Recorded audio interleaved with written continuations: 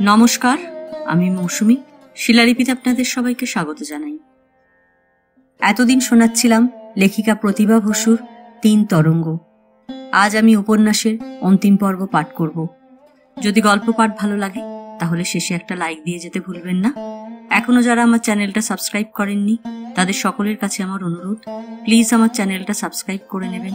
পাশে যে বেল নোটিফিকেশনটা আছে সেটা অবশ্যই প্রেস করে দেবেন। আর গল্প পাঠ ভালো লাগলে আপনার চেনা জানা বন্ধু বান্ধবদের মধ্যে অবশ্যই আমার গল্প শেয়ার করতে ভুলবেন না। চলুন শুরু করি উপন্যাসের অন্তিম পর্ব। অরুন্ধতির গৃহস্থালী ছিল সোমনাথকে কেন্দ্র করে। সোমনাথকে ঘিরে ঘিরেই ছিল তার সব ব্যবস্থা। এ কাজে তার আলস্য ছিল না, অবহেলা ছিল না। সোমনাথের ক্ষুদ্রতম ইচ্ছেটাও সে আপ্রাণ চেষ্টায় প্রতিপালন করত।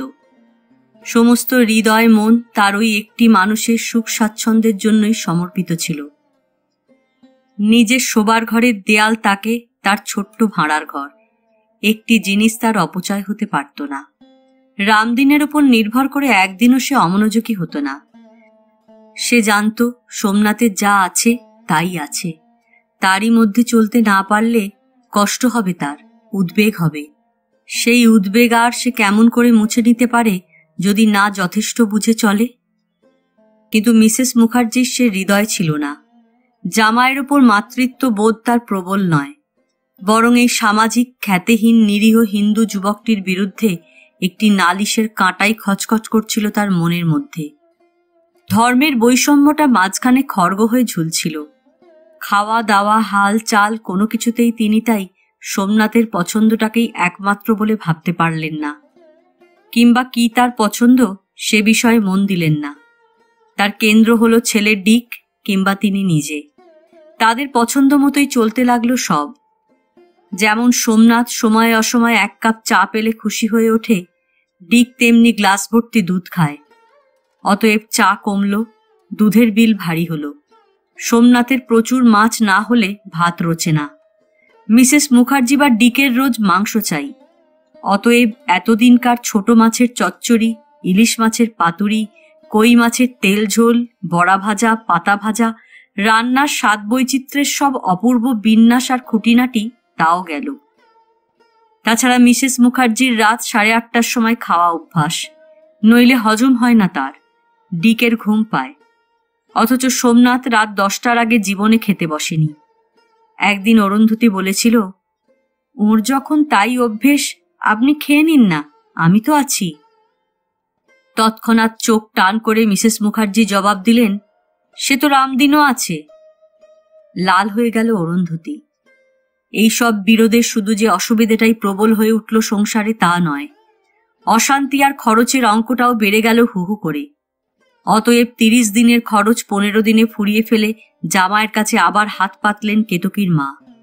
সোমনাথ প্রায় মাথায় হাত দিল। টাকা? চায়ের পেয়ালায় চুমুক দিতে গিয়ে হাত থেমে গেল তার। টাকা তো নেই। রুটিতে মাখন লাগাতে লাগাতে অরুন্ধতী মুখ তুলল একবার। মিসেস মুখার্জি মিষ্টি করে হাসলেন। আমি কি এখনই চাইছি? মনে করিয়ে দিলাম, আপিস থেকে আসবার সময় নিয়ে এসো। আপিসে গেলেই যে টাকা পাওয়া যায় এ খবর ভদ্রমহিলা কার কাছে শুনলেন সোমনাথ জানে না। একটু চুপ করে থেকে নিষ্প্রভ গলায় বলল, মাইনের সব টাকাই তো ওর মধ্যে ছিল, আপিসে আর টাকা আমি পাবো কোথায়? তবে কি তুমি বলতে চাও এই টাকাতেই তোমার সারা মাস চলে? তাই তো চলে। হবে। মুখ এতখানি ভার করলেন মিসেস মুখার্জি। হয়তো সোমনাথের কথা তিনি বিশ্বাস করলেন না। দুমদাম উঠে গিয়ে শূন্য ব্যাগটা এনে ফেলে দিলেন টেবিলে। তাহলে তোমরাই চালাও।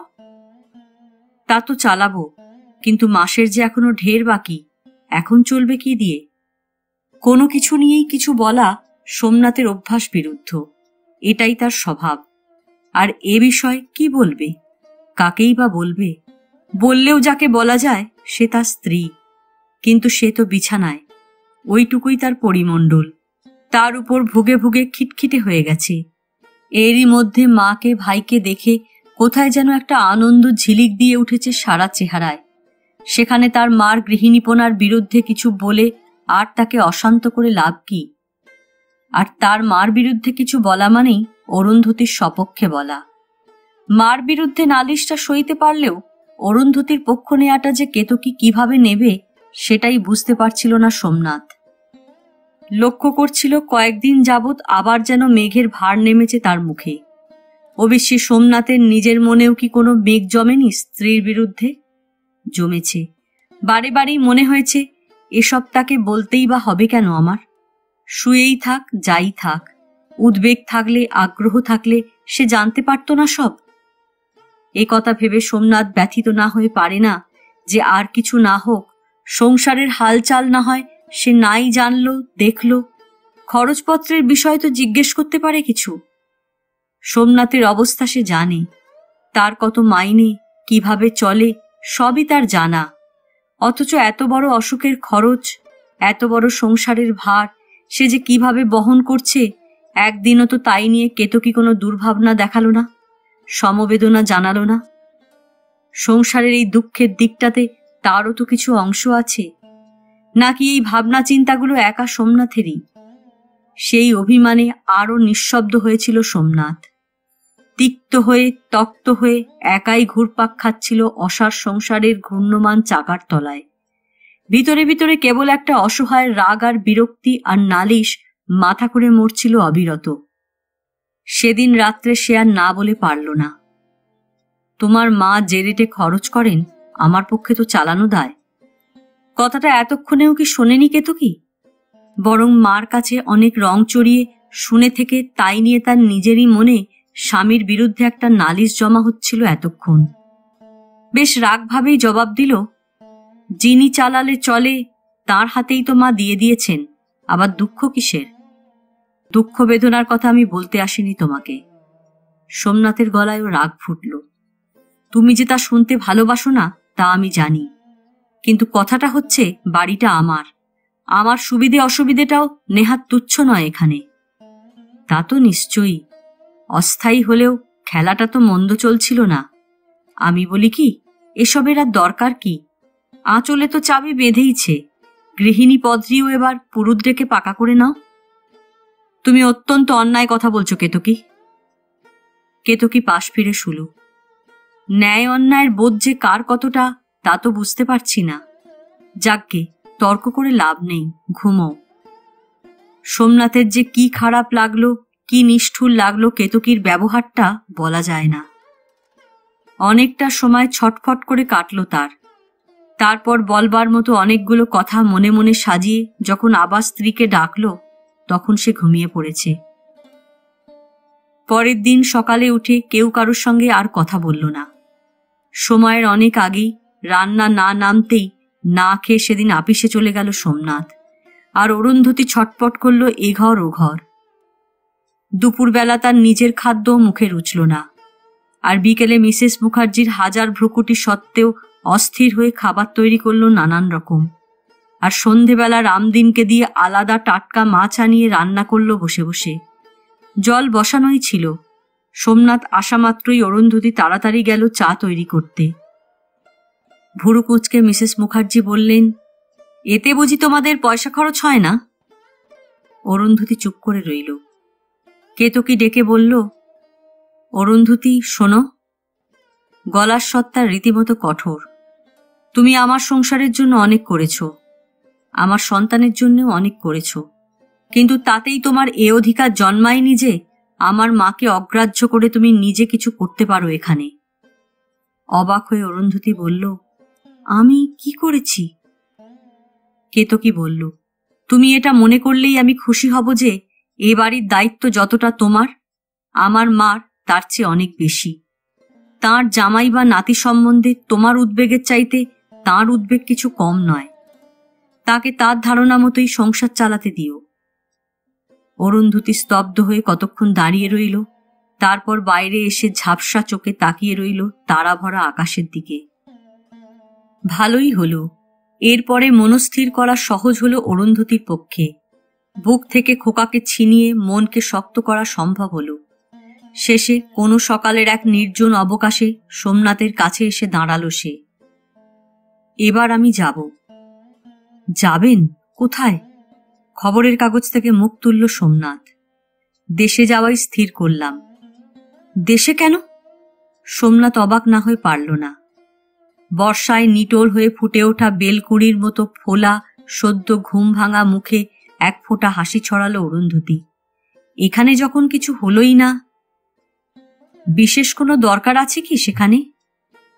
দরকার আর কি, ওটাই তো আমার বাড়ি।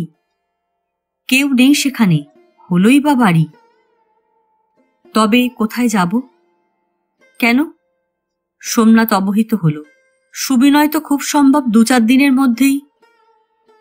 অরুন্ধতী বাধা দিল। তিনি আসুন বা না আসুন, তার সঙ্গে আমার কি?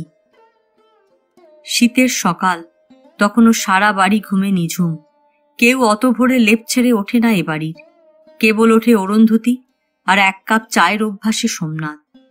কখনো বাইরে এসে টেবিলে খবরের কাগজে চোখ বুলোতে বুলোতে চুমুক দেয়, কখনো ঘরে নিয়ে যায়। অরুন্ধতীর মুখের ওপর চোখ রাখল সে। আমি আপনার কথা কিছু বুঝতে পারছি না।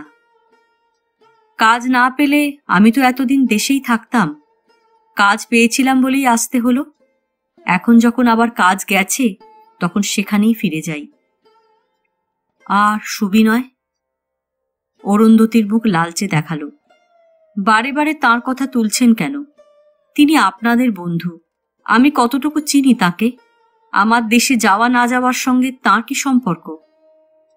আপনাদের বিয়ে? না। কি না? যা বলবার বলেছি তাকে। অরুন্ধতী দরজার ভর থেকে সোজা হয়ে দাঁড়ালো। তিনি সজ্জন, ভদ্র। তিনি বুঝেছেন একজন মেয়ের পক্ষে 2 বার বিয়ে করা স্বাভাবিক নয়। 2 বার? যেন বাজ পড়ল ঘরে।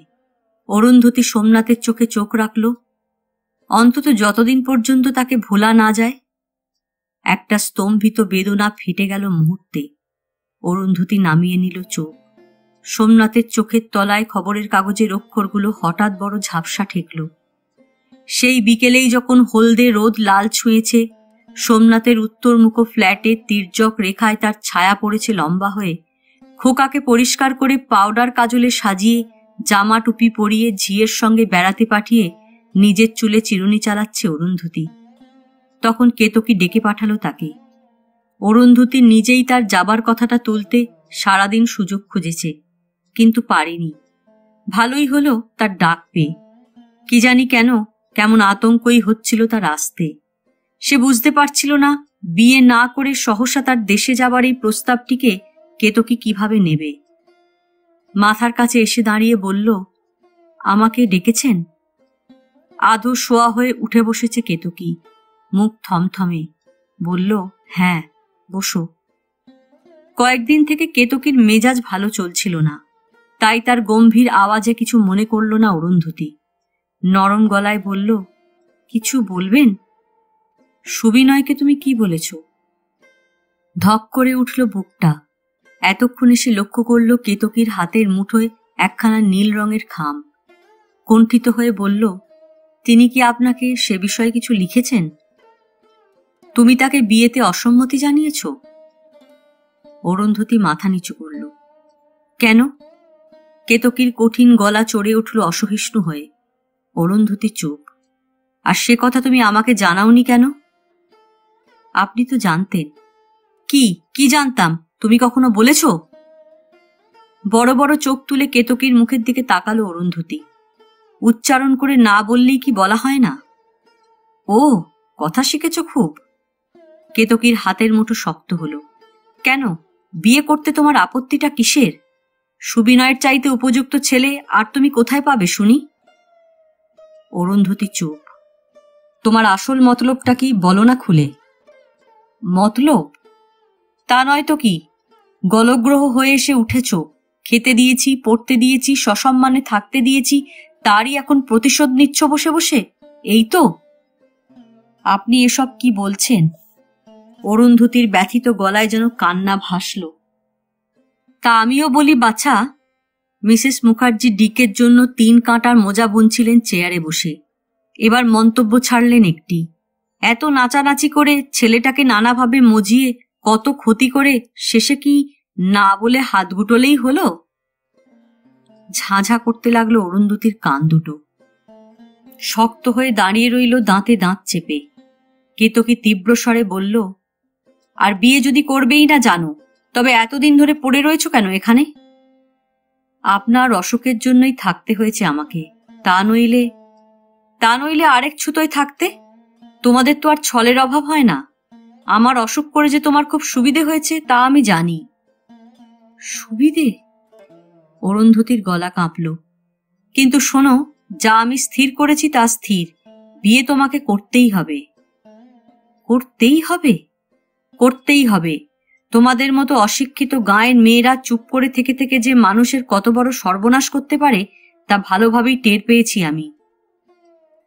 আকর্ণ লাল হয়ে উঠল অরুন্ধতী। মুখটা কঠিন হয়ে গেল। সোজা চোখ তুলে তাকিয়ে বলল, সর্বনাশ কাকে বলে আপনি কি তা জানেন? তার দৃষ্টির ভঙ্গিতে চিরনম্র গলার কাঠিন্যে ঈষৎ চকিত হল কেতকী।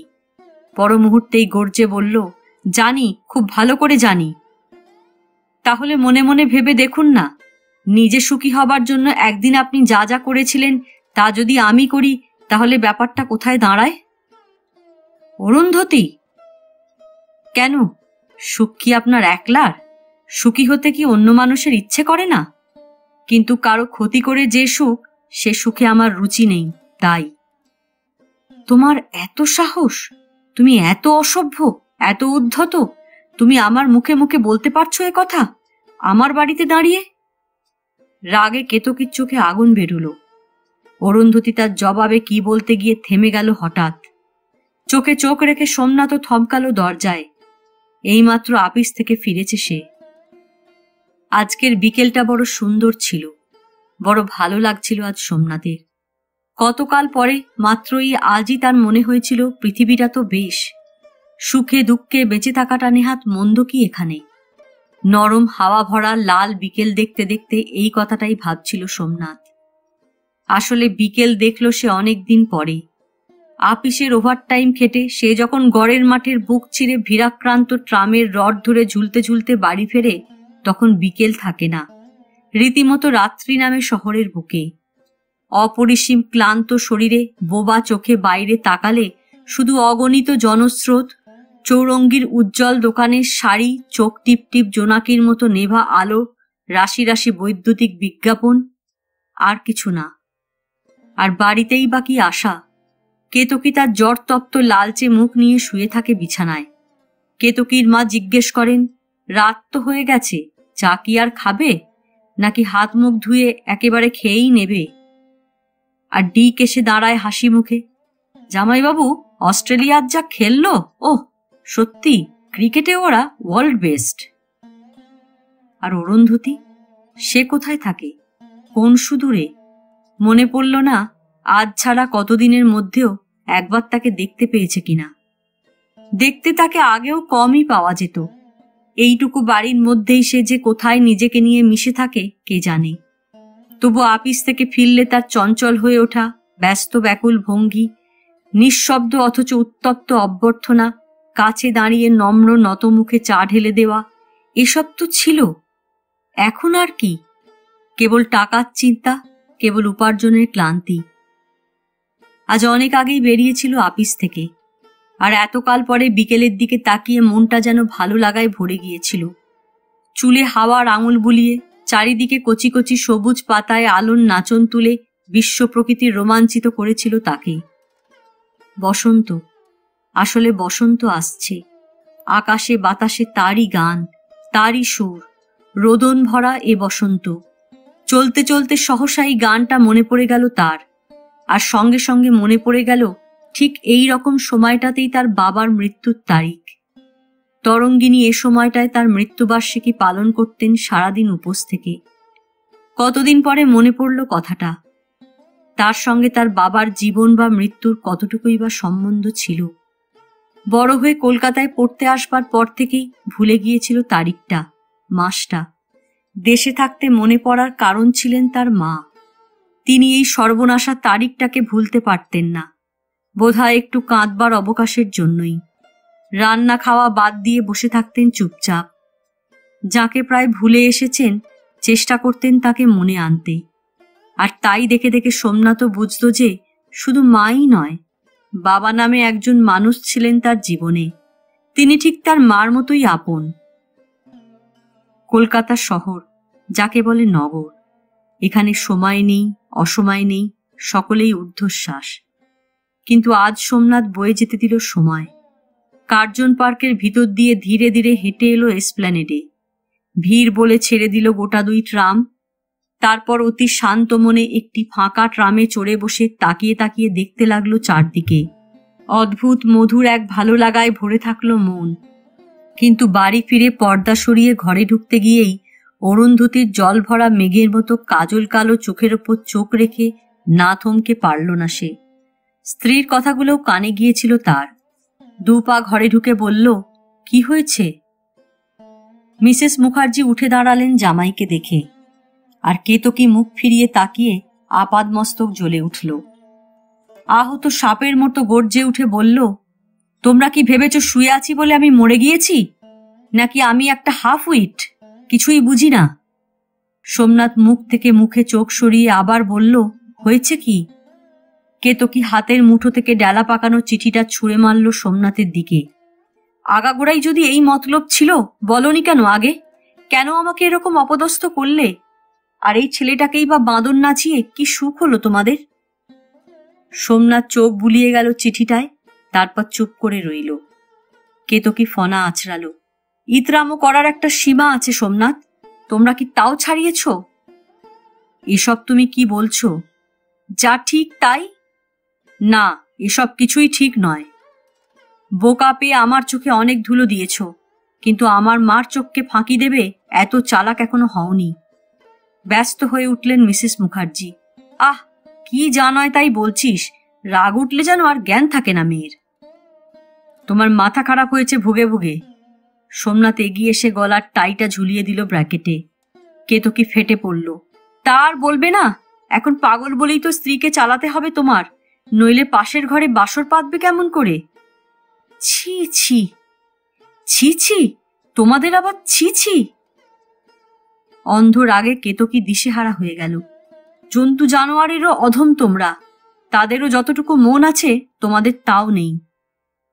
অরুন্ধতির সাদা কাগজের মতো বিবর্ণ মুখে একটা যন্ত্রণার ছাপ ফুটে উঠেই মিলিয়ে গেল। স্থির বেদনায় স্তব্ধ হয়ে রইল সে। সোমনাথ অস্থির গলায় বলল, কেতকী, তুমি ভদ্রতার সীমা অনেক আগেই ছাড়িয়ে গেছো, কিন্তু আর না, আর আমি সহ্য করতে পারছি না। নির্লজ্জ! না হয় হৃদয় বলে কিছু নেই, বিবেক বলেও কি তোমার কিছু নেই? সোমনাথ ছটফট করল, বড় বড় চুল টানতে লাগলো জোরে। স্ত্রীর কথার কোনো জবাবই তার মুখে এলো না। বিয়ে ওকে করতেই হবে। কেতকী কাঁপতে কাঁপতে উঠে বসল। কেন ও বিয়ে করতে চায় না তা কি আমি জানি না? অরুন্ধতির নিঃশ্বাস পতনের শব্দ নেই, কিন্তু সোমনাথ এগিয়ে এলো। তুমি কি ওর কর্তা? উনি কি তোমার আশ্রিতা? কিসের জোরে তুমি একজন মানুষকে এমন অপমান করতে সাহস পাও? গা থেকে আঁচলটা খসে পড়ল কেতকীর। রোগা শরীরে ঢলঢল করতে লাগলো ব্লাউজটা। দাঁত দিয়ে ঠোঁটটা কামড়ে প্রায় রক্তাক্ত করে ফেলে তীব্র জ্বলন্ত দৃষ্টিতে সোমনাথকে জ্বালিয়ে পুড়িয়ে ফুঁসে উঠল, আবার ওর পক্ষ নিয়ে তুমি ঝগড়াও করছো আমার সঙ্গে? হ্যাঁ তো, এতখানি? মিসেস মুখার্জি মেয়েকে ধরলেন। এই অসুস্থ শরীরে তুই কি আরম্ভ করেছিস? আগেই জানি এই আগুন একদিন লাগবে। ছেড়ে দাও। মাকে এক ঝটকায় সরিয়ে দিল কেতকী। লাগবে তো ভালো করেই লাগুক। তুমি আমাকে অনেক সময় অনেক কথা বলেছ, আমি বিশ্বাস করিনি, কিন্তু আজ তার প্রমাণ তো হাতে হাতেই পেলাম। কিন্তু শোনো সোমনাথ, যা তোমরা দিনরাত কামনা করো দুজনে মিলে, তা হবে না। আমি মরব না। আমি এর কেমন করে প্রতিশোধ তুলতে হয় তা তোমাদের দেখিয়ে দেব, কিন্তু তার আগে এই মুহূর্তে আমার বাড়ি থেকে ওকে বেরিয়ে যেতে হবে। জলে ডুবে যেতে যেতে যেন হাত পা ছুঁড়ল সোমনাথ। কেতকী, তুমি থামো থামো, তোমার পাপ হবে এরকম বললে। পাপ? পাপ তো বিদায় করব আজ, যদি অমনি যায় ভালো, নয়তো রামদিন আছে। পাথরের পুতুল যেন নড়ল একবার, তারপরে আবার স্থির। অনেক রাত্রে পেঁচা ডাকল ঘূর্ণিফল গাছের মাথায়। দূরে উটরাম ঘাটে জাহাজের ভেপু শোনা গেল। কোথা থেকে গান ভেসে এলো অস্পষ্ট আওয়াজে। কোথায় ট্রেন চলে গেল ঝিকঝিক করে। অন্ধকারে আচ্ছন্ন তন্দ্রার অবসাদ থেকে ধীরে ধীরে উঠে দাঁড়ালো সোমনাথ। ঝাপসা ঝাপসা চারদিকে তাকিয়ে কেমন অচেনা লাগলো সব। এই ঘর, এই বিছানা, বিছানার মানুষ, খাট, চেয়ার, টেবিল, আলমারি কিছুই যেন তার নয়। সবই যেন তার জীবন থেকে অনেক অনেক দূরে, সব বিচ্ছিন্ন হয়ে গেছে। আস্তে খোলা দরজা দিয়ে বাইরে এসে দাঁড়ালো। একটা কনকনে ঠান্ডায় শিউরে উঠল শরীরটা। গায়ে আপিসের পোশাক, পায়ে তেমনি জুতো। সেটুকু ছাড়বারই বা সময় পেল কই? আকাশের তারার আলোয় সহসা পায়ের তলায় অরুন্ধতিকে দেখে স্তব্ধ হল। ঈশ্বরের অবিচারে একটা ভাঙা চোরা, অবসন্ন, লাঞ্ছিত, ব্যর্থ মানুষ। খোলা চুলে মেঘের ঢেউ, নিচু করা পিঠের বাঁকা রেখায় আধখানা চাঁদ, মোমের মতো মসৃণ সাদা অবলম্বনহীন দুটি হাতে পৃথিবীর মমতা। সোমনাথের আভাসে ঝড়ের দাপটে ব্যাকুল গাছের মতো অরুন্ধতী নিজেকে নিয়ে একেবারে আছড়ে পড়ল তার পায়ের পাতায়। নাও নাও, আমাকে নাও, আমি আর পারি না। এক মুহূর্ত, তারপরেই নিচু হল সোমনাথ। অন্তর্লীন ভালোবাসার পরিপূর্ণ আবেগে দুই হাতের ব্যাকুল আলিঙ্গনে তাকে টেনে নিল বুকের মধ্যে। কপালে, মাথায়, গালে, চুলে অবিরাম বৃষ্টির ধারার মতো চুম্বন করতে করতে বলল, অরুন্ধতী, আমি তোমাকে ভালোবাসি, ভালোবাসি, আমি তোমার, তোমার। মধ্যরাত্রি থমকে রইল মাথার উপরে। অন্ধকার বাজাতে লাগলো তার শেষ সুরটি। আকাশ বাতাস স্তব্ধ হল। তারারা কোনো গোপন বাসনার দাহে কেঁপে কেঁপে উঠে একটি একটি করে নেমে এলো নিচের দিকে। অন্ধকারের নাড়ি ছিঁড়ে জন্ম নিল আলো। অরুন্ধতির যেন ঘুম ভাঙল। চমকে উঠে মুখ তুলল সে। ইস, কি শীত! হাত রাখল সোমনাথের গলার কাছে, উন্মুক্ত বুকে। যাও, ঘরে যাও। বোতাম বন্ধ করে দিল খোলা শার্টের। ঠান্ডা লাগলো না তো? হাত দিয়ে সরিয়ে দিল মাথার এলোমেলো চুল। মুখের দিকে তাকিয়ে মায়ের উদ্বেগ নিয়ে, স্ত্রীর প্রেম নিয়ে, কন্যার মমতা নিয়ে ব্যস্ত হয়ে দুহাতে তুলে দিল সোমনাথকে। সোমনাথ বলল, তুমি? আমি? অরুন্ধতির কান্না ভেজা মুখ শিশির ভেজা ঘাসের মতো নরম। সোমনাথের হাতে সে ঢেকে ফেলল সেই মুখ। আমি কোথায় যাব? আমার ঘরে, আমার কাছে। অনেক অনেক দিয়েছ তুমি আমাকে, আমাকে ভরে দিয়েছ। তুমি যাও, ভেতরে যাও, বাইরে বড় ঠান্ডা। সোমনাথকে একরকম জোর করেই ঘরে পাঠিয়ে দিল সে, কিন্তু নিজে দাঁড়িয়ে রইল আকাশে মুখ তুলে বাইরে। তারের যন্ত্রের মতো সুরেলা হয়ে কাঁপতে লাগলো সমস্ত শরীরের অন্ত্রী। সেই ঝঙ্কৃত শরীরের অসহ্য সুখের যন্ত্রণাই হয়তো তাকে বার করে নিয়ে এলো রাস্তায়। সারা রাত্রির হিম গায়ে মেখে সরু গলিটার দুধারের বাড়িগুলো চুপচাপ দাঁড়িয়ে রইল স্তব্ধ প্রহরীর মতো। তাদের মাঝখান দিয়ে ধীরে ধীরে পা ফেলে আধো অন্ধকারে ছায়া হয়ে কোথায় মিলিয়ে গেল অরুন্ধতী।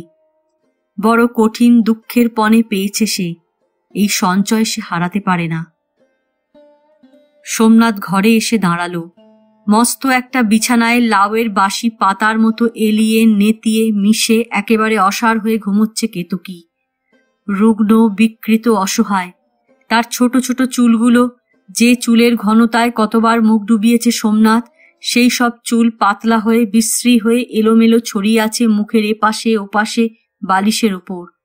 রোগা হাতটা যেন একটা রেখা টেনেছে সাদা চাদরে। একটু আগে মানুষটা যে কত দাপাদাপি করেছে তার চিহ্ন মাত্র নেই। কি যে মনে হলো, বুকের মধ্যে যে কেমন করে উঠল কে জানে।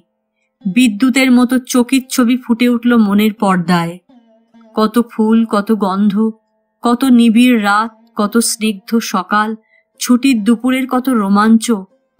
সোমনাথ পায়ে পায়ে এগিয়ে এলো বিছানার কাছে, কিন্তু তক্ষুনি পেছিয়ে গেল অনেক দূরে। আর যাই হোক, সত্যকে সে অবমাননা করতে পারে না। এই অবিশ্বাসী শরীর মন নিয়ে সে ঠকাতে পারে না তাকে, তার স্ত্রীকে, সন্তানের মাকে। তবে তবে কি? এখন কি করবে সে? তাড়িয়ে দেবে অরুন্ধতীকে? ভুলে যাবে? তা কেমন করে হয়? তা কি সম্ভব? কেতকীর কাছে যদি তার কোনো ঋণ থাকে, তবে অরুন্ধতীর কাছেই বা নয় কেন? সে আমাকে কি দেয়নি, কি রেখেছে নিজের বলে? আমাকে ভালোবেসে আমার স্ত্রীর দাসী হয়েছে, আমার সন্তানের মা হয়েছে। আমার দুঃখের দিনে নিঃশব্দে সেই এসে পাশে দাঁড়িয়েছে। আমার ঘর করেছে, সংসার করেছে, ক্লান্তির পরে বিশ্রাম জুগিয়েছে। সেবার মাধুর্যে ভরে দিয়েছে হৃদয় মন, কিছুই না চেয়ে না পেয়ে। কেতকী তার নিজের প্রয়োজনের তাগিদেই ছাড়তে পারেনি তাকে, তার নিজের জীবন নিয়ে নিজের মনে বিচ্ছিন্ন হয়ে থাকতে দেয়নি। নিজের অযোগ্যতা কেতকী তাকে দিয়েই পূরণ করিয়ে নিতে চেয়েছে বারে বারে। যে ঘর কেতকীর আপন পরিশ্রমে গড়ে ওঠা উচিত ছিল, সে ঘর সে অন্যকে দিয়ে বাঁধিয়েছে। স্বামীর জন্য যে ব্যাকুলতা একান্তই তার, সেই কর্তব্যটুকু পর্যন্ত সে ছেড়ে দিয়েছে অন্যের ওপর। আর যদি তার ভাগে কিছু কমই পড়ে থাকে, তবে আর কি করতে পারে সোমনাথ? মন, প্রাণ, সহ্য, ধৈর্য, স্নেহ, প্রেম, মমতা, ধর্ম, কর্ম সবই তো সে কেতকীকে দিয়েছিল। তরঙ্গিনীর চেয়েও বড় আসন দিয়েছিল তাকে, কিন্তু কেতকী তো তাকে ভরে দিতে পারল না। সব ছেড়ে সবের চেয়েও সোমনাথ যাকে অনেক অনেক বেশি বলে ভেবেছিল, প্রত্যেক দিনের জীবনে সে রইল অনেক পিছিয়ে। বয়সের ধর্মে নয়, প্রকৃতির কৌশলে নয়, রূপের মোহেও নয়। ধীরে ধীরে তিলে তিলে মনের গভীর প্রদেশ থেকে অঙ্কুর মেলেছে এই ভালোবাসার বীজ। এর উচ্ছেদ আর সম্ভব নয়। আজ আমার সমস্ত হৃদয়ের সব শূন্যতা ভরে দিয়ে অরুন্ধতী সত্য হয়ে দাঁড়িয়ে আছে। তাকে ছেড়ে বেঁচে থাকা অসম্ভব। অসম্ভব? তাহলে অরুন্ধতী আর কেতকী, কেতকী আর অরুন্ধতী, দুই স্ত্রী, দুই প্রিয়তমা, আর তাদের একমাত্র স্বামী সোমনাথ। প্রত্যহের আগুন, প্রত্যেক দিনের গ্লানি আর নোংরা, ঈর্ষা আর বেদনা। ছি! সোমনাথ অস্থির বেগে ঘরের এ মাথা ও মাথা হাঁটতে লাগলো। পটপট করে খুলে ফেলল জামার বোতাম, আবার লাগিয়ে ফেলল তখুনি। দাঁত দিয়ে ঠোঁট কামড়ালো, হাতে মুঠো পাকালো, মাথার বড় বড় চুল টেনে টেনে প্রায় ছিঁড়ে ফেলল। তবু এর কোনো সমাধান সে খুঁজে পেল না মনের মধ্যে। আবদ্ধ সিংহের দুঃসহ অসহায়তায় নিঃশ্বাস নিতে লাগলো জোরে জোরে। কতক্ষণ এরকম করলো কে জানে। যেন ভয়ঙ্কর পরিশ্রমে হাঁপাতে হাঁপাতে দরজা ধরে সে থামল শেষে। কি ভেবে একটু যেন শান্ত হলো। কেবল অদ্ভুত একটা অবসাদ, অবসাদের সমুদ্র। তারপর ভোর হলো। গাছে গাছে ডানা ঝাপটালো পাখিরা, পাতায় পাতায় প্রাণ ছড়িয়ে দিল নতুন সূর্য। ভেজা ছায়ের মতো তুঁতে রং ছড়িয়ে পড়ল শীতের স্যাঁতস্যাঁতে আকাশে। সোমনাথ বাথরুমে এসে দাঁড়ালো। চুপচাপ একটা দীর্ঘশ্বাস ফেলে ভেজিয়ে দিল দরজাটা। খুপড়ি জানলা দিয়ে বাইরে তাকালো। তাকালো ভেতরকার এক চৌবাচ্চা ঠান্ডা জলে। মনে পড়ে গেল পদ্মা নদীর কথা, পদ্মার ঢেউ। একটি বালককে দেখতে পেল পেছন ফিরে, সেই পথ বেয়ে যে বালক একদিন ঠিক এই সময় এসে এই কলকাতা শহরের বুকে পা রেখেছিল। আশ্চর্য দুই চোখ মেলে রাস্তার জল দেয়া দেখেছিল। দেখেছিল মানুষের মিছিল, ট্রাম, বাস, রিক্সা, মোটর, ফিটন, অন্য এক বিশাল জগৎ। তখন তার বুক কেঁপেছিল, পা কেঁপেছিল, ঘন ঘন দৃষ্টি কেঁপেছিল চোখের। আর তারও আগে আরও একটি ছোট ছেলেকে মনে পড়ল তার, যে ছেলে সারা বেলা অপলক তাকিয়ে থাকত তার মার মুখের দিকে। দুঃখী মুখ, বিষণ্ণতার আভায় মধুর। সে মুখে নীল শিরা, সে মুখ বাদামি। সেই মুখের আলোয় তার পৃথিবী আলোকিত ছিল, ঠান্ডা স্নিগ্ধ প্রদীপের আলো। সেই আলোটুকুই চারিদিকের অন্ধকার দূর করে দিল একদিন, এগিয়ে দিল আরো অনেক বড় জগতের দিকে, অনেক লম্বা রাস্তার চৌমাথায়। মা দরজার চৌকাটে দাঁড়ালেন পথ দেখাতে। সজল চোখে মাথায় হাত রেখে অস্ফুটে বললেন, গোবিন্দ গোবিন্দ। দাদু বললেন, দুর্গা দুর্গা।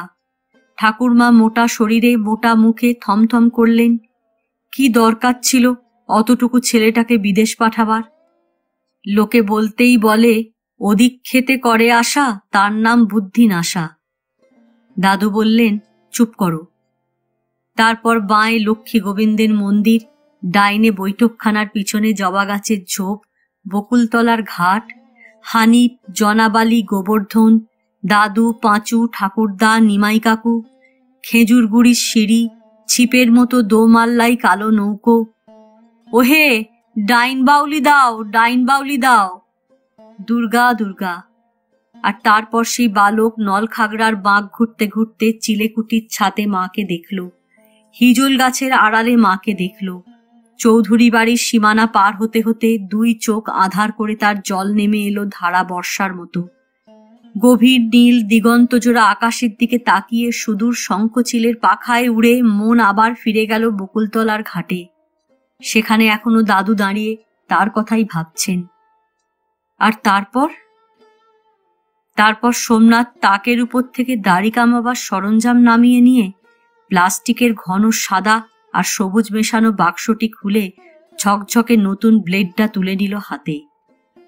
হঠাৎ ব্লেডের নীল মাছির মতো রংটা বিদ্যুতের মতো ঝলসে উঠল চোখে, আর সেই আলোয় এই প্রথম সে লক্ষ্য করল তার বলিষ্ঠ হাতের রক্তবাহী মোটা মোটা শিরাগুলোর রঙও ঠিক নীল মাছির পাখার মতোই চিক্কন।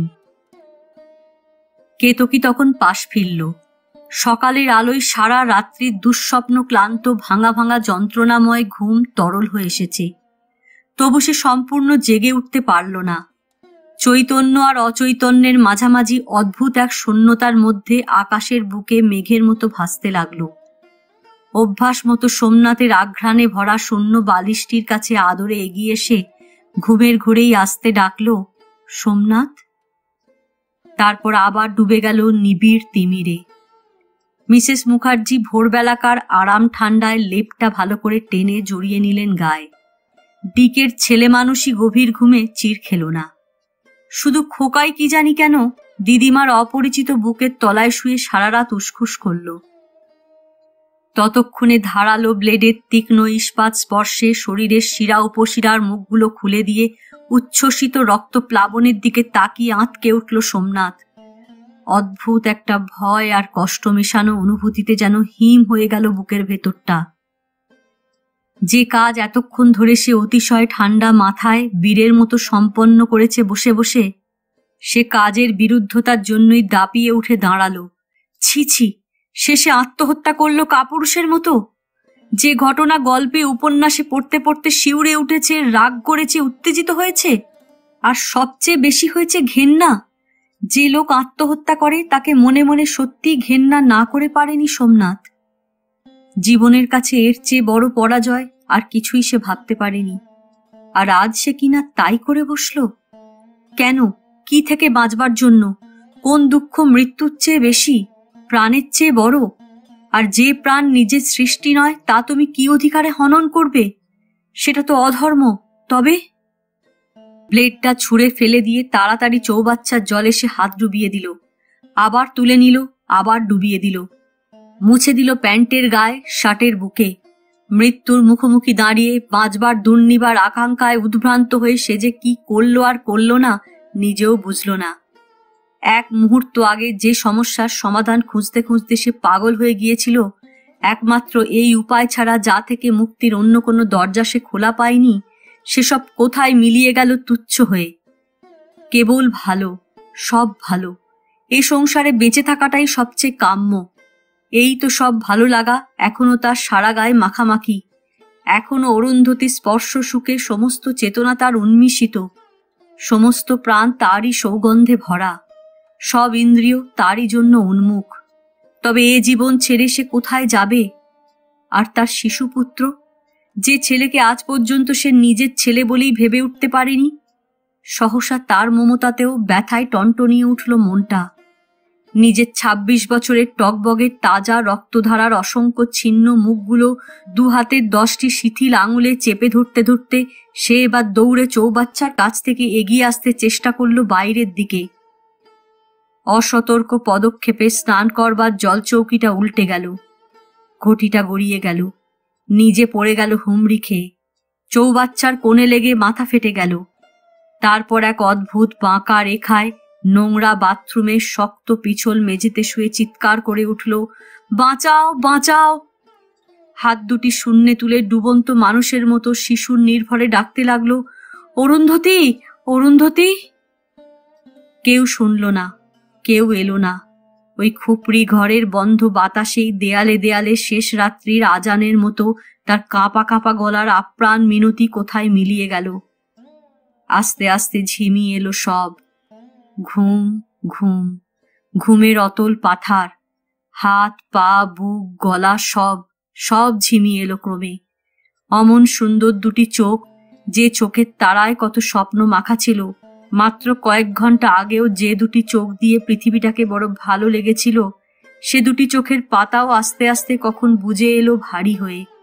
কেবল একটানা লক্ষ লক্ষ কোটি কোটি অযুত অর্বুদ ঝিঝি পোকার দুঃসহ ডাক, আর অলস অবশ ঘুমন্ত শ্রান্ত একটা অসম্ভব ভারী শিথিল শরীরে পাথরের ভার। এ গল্প এখানেই শেষ। যদি গল্প পাঠ ভালো লাগে, লাইক, শেয়ার, কমেন্টস করতে ভুলবেন না। আবার অন্যদিন আসবো নতুন কোনো উপস্থাপনা নিয়ে। আজকের মতো নমস্কার।